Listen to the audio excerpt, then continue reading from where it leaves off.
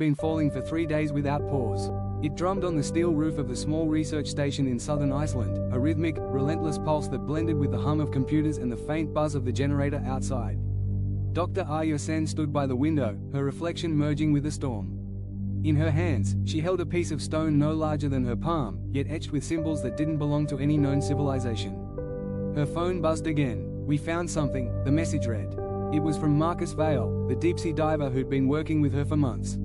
Attached was a blurry image, a colossal doorway buried beneath the ocean floor, illuminated by his submersible's lights.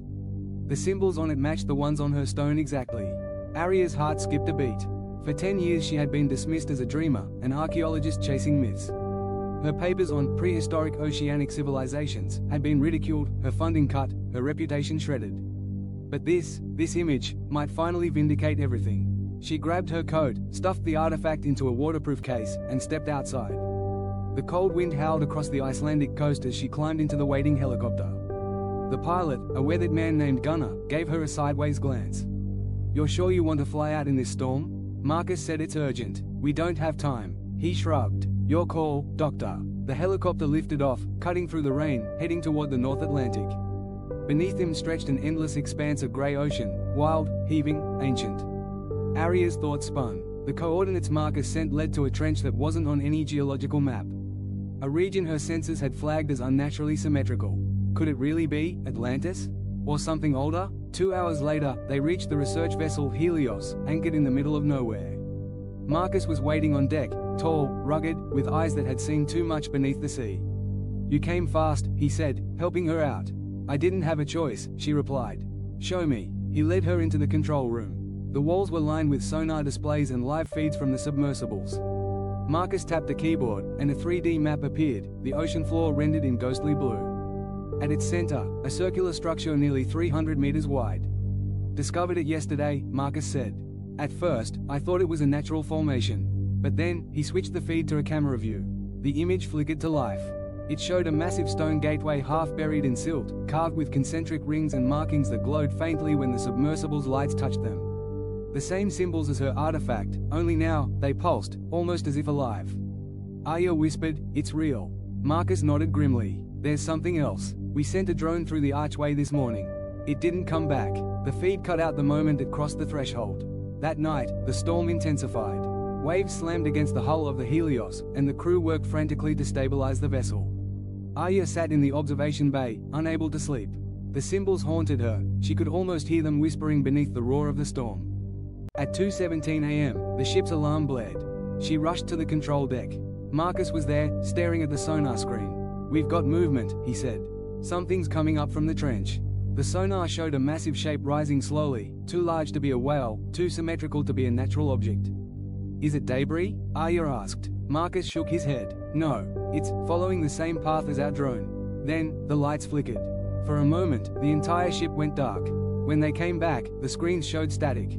Arya's voice trembled. "What's happening?" Before Marcus could answer, a loud metallic clang echoed from the lower decks, like something heavy striking the hull from the outside. The crew froze. Then it came again. Clang, clang, clang. Marcus grabbed a flashlight. "Stay here." "Like hell I will," Arya said, following him. They descended the narrow stairs to the cargo bay, water sloshing around their boots. The sound was louder here, coming from beneath the floor. Marcus knelt and lifted a hatch. A wave of freezing seawater gushed in, along with something else, a small, metallic object that clattered onto the deck. Arya picked it up.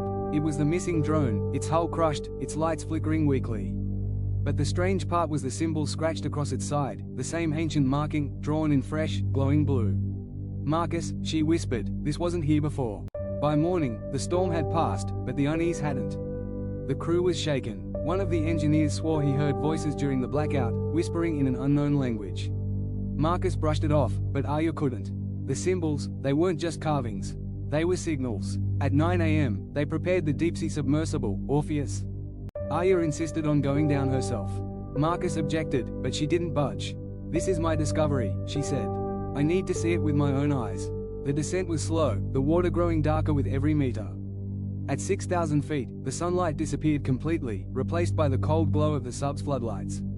When the trench came into view, Arya's breath caught. The gateway stood before them, monumental, perfect, ancient. The carvings shimmered faintly like veins of light beneath the stone. Recording all feeds, Marcus said through the comms. Arya reached forward, fingers trembling. It's beautiful. Then, something unexpected happened. The symbols began to shift. They moved, not like light, but like living script, rearranging themselves into a pattern that spiraled outward. Marcus, she whispered, it's reacting to us. A low hum filled the cabin, vibrating through her bones. The gateway's center began to open, not physically, but like a distortion in space itself. The water rippled inward. The instruments went wild. Pressure spiked. Static filled the comms. Arya, get out of there. Marcus shouted. But she couldn't move. Something was calling her, a voice, soft and melodic, echoing inside her mind. It wasn't words, but a feeling, ancient, sorrowful, pleading. And then, for a fraction of a second, she saw it. A city beneath the ocean, vast towers of crystal, domes of gold, streets lit by an eerie blue glow. Figures moved among them, tall, human-like, yet not human. One turned and looked directly at her. Then everything went black. When Arya awoke, she was lying in the medbay. The ship's engines hummed softly. Marcus sat nearby, exhausted. You're lucky, he said. The sub imploded right after we pulled you out. You were unconscious for 6 hours. Arya sat up, clutching her head. The city? I saw it. Marcus looked uneasy. You were hallucinating. The pressure. No, she interrupted. It was real. They were alive, Marcus.